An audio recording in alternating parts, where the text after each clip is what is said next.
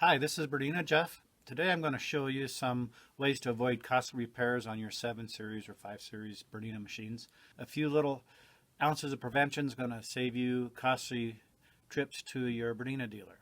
First, I'm going to show you, every so often you'll try to loosen your needle screw and the needle stuck. It won't come out. I've even had husbands take pliers to there to pull this needle out. What happens is the tip of this needle screw right here is supposed to be sharp and tapered.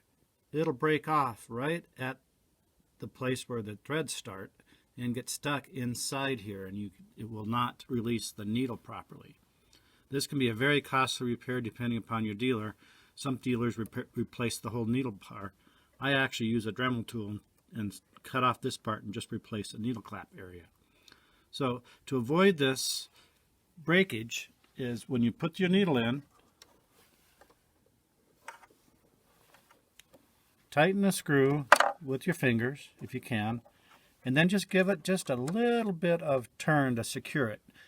If you white knuckle it, this is when the pressure on the tip of that screw will break it off. If you have troubles holding onto this tool, they make a tool called the Screw Key 2. It has the tip.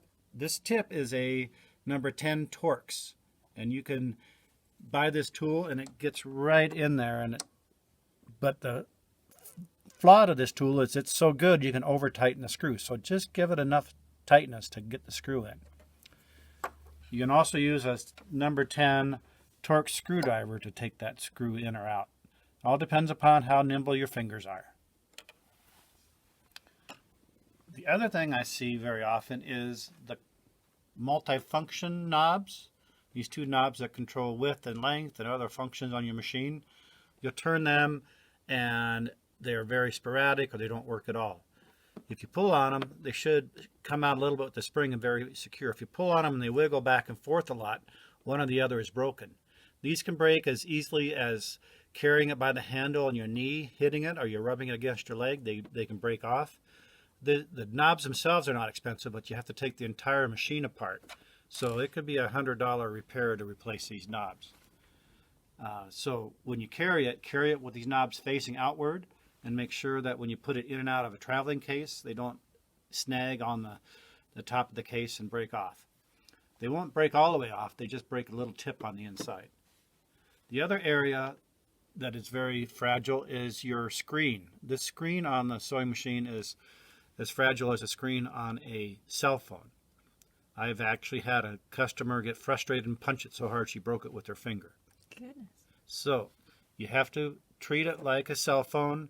Make sure that nothing in your travel case or around that is hard, like the end of a knee lift lever. I've seen the knee lift lever hit it in their travel case and break it. So if you put this case, put the knee lift, put anything hard to the back side.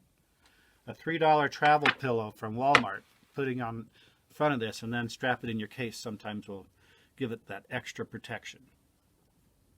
The other thing that's not expensive though is on the bottom of your needle plate are 3 little clips. These clips are held on with the screw. If they get bent, you bend them back, they bend right off and they break.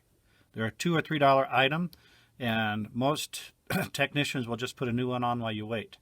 If they break and you have to get your project done, put your plate back on as straight as possible. Take blue painter's tape and tape that on securely. If you tape that on securely with painter's tape, it's not going to leave a residue and it's not going to accidentally move underneath your fabric and your needle hit that plate. I hope these tips will keep you sewing and avoid costly repairs. Subscribe to my channel, hit that bell, and you'll get notifications every week or two of my new videos on how to use your 7 Series to its fullest potential. Jeff at High Fashion in Grand Junction, Colorado. Thanks.